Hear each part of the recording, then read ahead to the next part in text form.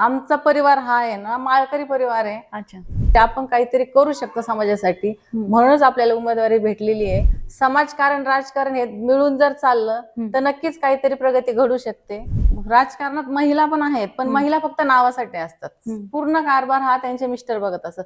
पण तसं माझ्या बाबतीत नाही होणार. मी एक सर्वसामान्य घरातलीच आहे. अच्छा. नमस्कार, मी प्रियंका. तुम्हा सगळ्यांचं आय लव्ह नगर न्यूज मध्ये स्वागत. प्रेक्षको, सध्या महानगरपालिकेच्या निवडणुकांची रणधुमाळी सुरू झालेली आहे. तसेच प्रत्येक प्रभागातून प्रचाराला देखील सुरुवात झालेली आहे. आमदार संग्राम जगताप यांनी प्रभाग क्रमांक 13 ब मधून राष्ट्रवादीच्या उमेदवारांना आपली उमेदवारी दिलेली आहे. यातलंच एक नाव चर्चेत आहे आणि आज आपण त्यांच्याशीच गप्पा मारणार आहोत. प्रभाग क्रमांक 13 ब मधून सुजाता पडोळे आपल्या सोबत आहेत. आज त्यांचं नेमकं या निवडणुकीतील व्हिजन काय आहे आणि अहिल्यानगर शहराच्या विकासाच्या दृष्टीने कोणकोणती कामं ते येत्या काळामध्ये करणार आहेत, या सगळ्यांचा लेखाजोखा आपण आज पाहणार आहोत. नमस्कार मॅडम. नमस्कार. तुमचं आय लव्ह नगर न्यूज मध्ये स्वागत. आता तुम्हाला राष्ट्रवादीच्या अजित पवार गटाकडून उमेदवारी मिळालेली आहे.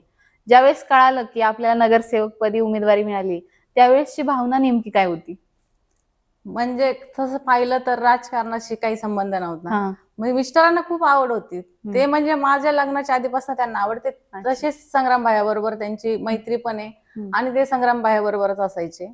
पण मला कधी इंटरेस्ट नव्हता राजकारणात. पण त्यांचं ते दरवेळेसचं पाहून, दरवेळेस इलेक्शन आलं की त्यांची गडबड ते पाहून तेच मला पण वाटायचं, हा हे काहीतरी चांगलं करतायत, आपण पण केलं पाहिजे. पण मी कधी राजकारणात येईल, मी उभा राहील, हे मला कधी कधी वाटलंच नव्हतं. अच्छा, म्हणजे कुठेतरी पक्षाने विश्वास दाखवला. विश्वास दाखवला. हा तेच पक्षाने. आता तुम्ही जसं तुमच्या मिस्टरांचा उल्लेख केला, तर तुम्हाला नेमकी काय राजकीय पार्श्वभूमी आहे किंवा तुमचे मिस्टर किती वर्षांपासून राजकारणात आहेत?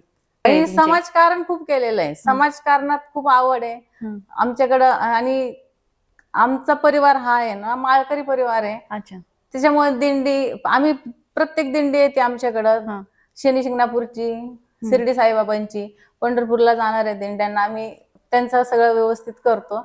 पण राजकारण हे काही प्रॉपर नव्हतं आमच्याकडं. अच्छा. समाजकारण माहिती आहे आम्हाला. समाजकारणात खूप अग्रेसर आहेत, पुढे प्रत्येक काम समाजकारणाच्या दृष्टीने खूप कामं केलेले आहेत. आता तुम्हाला पहिल्यांदाच उमेदवारी मिळाली आहे राष्ट्रवादीच्या अजित पवार गटाची. काय नेमकी भावना आहे? भावना म्हणजे मनाला म्हणजे असा विश्वास वाटतोय की आपल्याकडे पाहिलं म्हणजे आपण काहीतरी करू शकतो समाजासाठी, म्हणूनच आपल्याला उमेदवारी भेटलेली आहे. आणि हे माझे मिस्टर हे कायम संग्राम भाया बरोबरच होते. त्यांना राजकारणाची खूप आवड होती. आम्हाला समाजकारण राजकारण हे मिळून जर चाललं तर नक्कीच काहीतरी प्रगती घडू शकते. म्हणून मी पण ठरवलं की आपण पण यात उतरावं आणि आपण हे समाजासाठी काहीतरी करावं. एक पाहिलं ना, राजकारणात महिला पण आहेत, पण महिला फक्त नावासाठी असतात. पूर्ण कारभार हा त्यांचे मिस्टर बघत असतात. पण तसं माझ्या बाबतीत नाही होणार. कारण त्यांनी सांगताना मला इतकं सांगितलंय की हे तू केलं पाहिजे, तिथं ते नाही येणार, हे तुझा निर्णय झाला पाहिजे. तुला काय योग्य आहे, महिला वार्डमध्ये महिलांच्या काय प्रॉब्लेम आहेत हे तुला सोडवता आले पाहिजे. त्यांच्या समस्या जाणून घेऊन त्या सॉल्व्ह करणं हे तुला करता आलं पाहिजे. अशा प्रकारे त्यांनी मला सपोर्ट केलाय की माझा पाठिंबा आहेच आहे, पण ते तुला सॉल्व्ह करता आलं पाहिजे असं त्यांनी मला सांगितलंय. अच्छा, म्हणजे त्यांचा पूर्णतः पाठिंबा असतो तुम्हाला. हो. आता तुम्ही प्रभाग क्रमांक 13 ब मधून उमेदवारी करताय. तुम्ही हा प्रभाग कितपर्यंत फिरलाय आणि कोणकोणत्या समस्या तुम्हाला या प्रभागात जाणवतात? तसं मी पूर्ण वार्ड फिरले, पण थोडा राहिलाय काही भाग. पण समस्या मेन म्हणजे महिलांच्या काय असतं, पाणी, कचरा, लाईट, रस्ता. तर रस्त्याचं पाहिलं तर रस्ते बऱ्यापैकी सगळे रस्ते झालेले आहेत. काही ठिकाणी राहिले त्यांची मंजुरी भेटलेली आहे. जे काम झालेलं नाही रस्त्यांचं ते होणारच आहे. आणि लाईट, पाण्याचा प्रॉब्लेम असतो. तर पाण्याचा आपण नक्की 100% सॉल्व्ह करणार. काहीतरी अडचणी असतात त्याच्यामुळे होत नाहीये, तर ते आपण नक्कीच सॉल्व्ह करणार त्यांच्या पाण्याचे प्रॉब्लेम. आणि लाईटचं तर काही एवढं हे नसतं, कारण त्यांचं म्हणणं काय असतं की लाईट जाण्यापूर्वी आम्हाला सांगा. काही बऱ्याच महिलांचे प्रश्न आले, लाईट कधी कधी अचानक जाते, दिवस दिवस येत नाही. ह्याचं पण शेड्यूल ठरलेलं पाहिजे की आम्हाला आधीच कळलं पाहिजे की आता लाईट जाणार आहे. म्हणजे आमचं तसे कामं केले जातात. अच्छा, म्हणजे या सगळ्या समस्या तुमच्या प्रभागात जाणवतात? हो, आमच्या प्रभागात ते जाणवलेले आहेत आणि बोललेत, मन मोकळेपणाने बायका आमच्याशी बोललेत की एक महिला उमेदवार झाली तर आम्ही तिच्याशी चर्चा करू शकतो, असं त्यांचं म्हणणं आहे. म्हणजे त्यांच्या बोलण्यातून आलंय. आणि त्यांनी आम्हाला त्यांचे प्रश्नही सांगितलेत, काय प्रश्न आहेत आणि आपण कशा प्रकारे त्यांचे प्रश्न सोडवणार ह्यासाठी आम्ही तत्पर राहणार कायम. अच्छा, आता तुम्ही जसं सांगितलं की तुम्हाला तशी समाजकारणाची आवड आहे आधीही तुम्ही त्या टच मध्ये आहात. तर असं हे सगळं घडत असताना तुम्ही तुमच्याकडे असं कधी घडलंय का की कोणीतरी समस्या घेऊन आले किंवा नागरिकांच्या ज्या समस्या आहेत त्या तुम्ही सोडवल्यात, असं कधी झालंय का? हा, असं खूप वेळा झालेलं आहे. हम्म, कारण घरातले काही प्रॉब्लेम असतात हम्म, तर ते येतात, बायका येतात, बोलतात आणि ते सोडवण्याचा प्रयत्न केलेला आहे. 100% सुटलेले आहेत प्रॉब्लेम काही. अच्छा. बायकांचे महिला बचत गट चालवत होते मी. हम्म, त्याद्वारे खूप अशा महिलांना रोजगार निर्माण झाले हम्म, की त्या महिला बचत गटातून महिलांनी वैयक्तिक स्वतंत्र असं उद्योगधंदे चालू केलेत. त्यातून त्यांचं इन्कम चालू झालं, त्यातून त्यांच्या घराची सुधारणा झाली. हम्म. आता तुमच्या वॉर्डमध्ये राष्ट्रवादीच्या चारही उमेदवारांना उमेदवारी हो. मिळालेली आहे. तर तुम्हाला संग्राम जगताप यांचं काम कसं वाटतं? त्यांनी कोणती भरीव कामं शहरामध्ये केलेली? विषय ते तर लाडके आमदार आहेत. म्हणजे पूर्ण नगर जिल्ह्याचा आमदार, लाडका आमदार म्हणूनच संग्राम भाईला ओळखलं जातं. मेन म्हणजे रस्त्यांची सुधारणा झाली, आपला उड्डाण पूल झालाय, सुशोभीकरण झालेत. आता आमदार संग्राम जगताप यांच्या राष्ट्रवादीच्या गटातून तुम्ही उभे आहात. तुमच्या वॉर्डामध्ये सगळे तेच उमेदवार आहेत, चारीच्या चारी उमेदवार राष्ट्रवादीचे आहेत. तुम्हाला संग्राम भाई यांचं काम नेमकं कसं वाटतं? संग्राम भैया एक लाडके आमदार म्हणून ओळखले जात आहेत.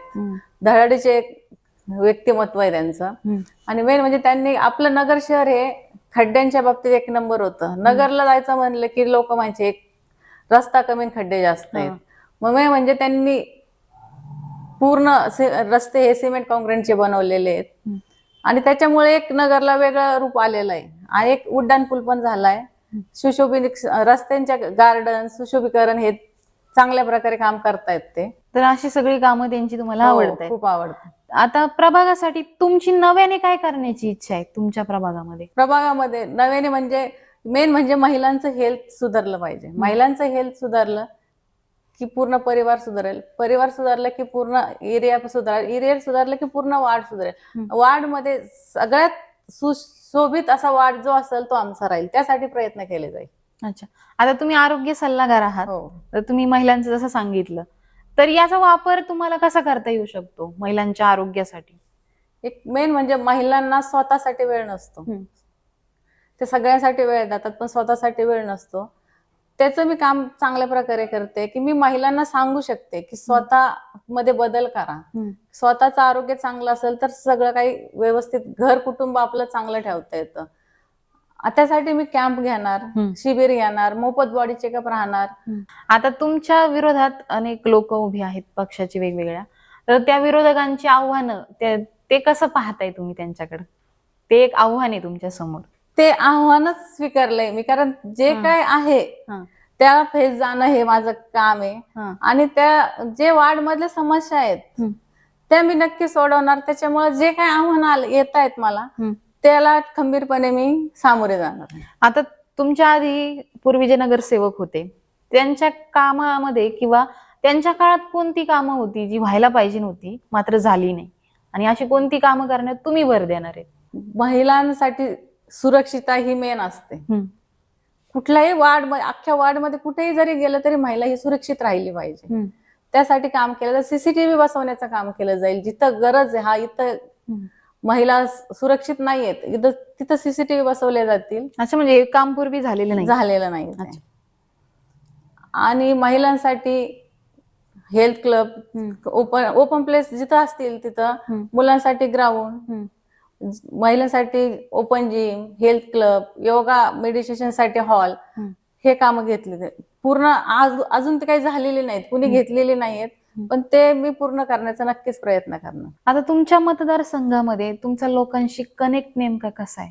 समाजकारण ते चांगल्या प्रकारे काम केलेलं आहे. त्यात आम्ही वृक्षारोपण, रक्तदान शिबिर घेतलेले आहेत. आमच्या रोडचा लोकमान्य टिळक मित्र मंडळ हे एक नावाजलेलं लोकमान्य टिळक मित्र मंडळ आहे. ह्या वर्षी त्याला प्रथम पारितोषिक भेटलेलं आहे. त्याच्यात गणपती उत्सवामध्ये रक्तदान घेतलं जातं, वृक्षारोपण केलं असतं. हे 20-25 वर्षापासून हे कंटिन्यू चालू आहे. त्यात मी स्वतः ब्लड डोनेट केलेलं आहे.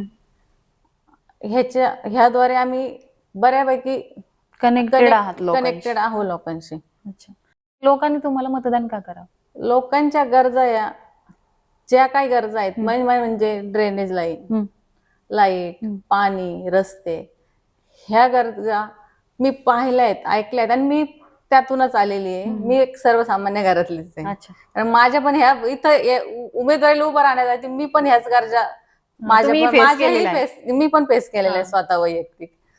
तर ह्या पूर्ण करण्याचा प्रयत्न नक्कीच करणार.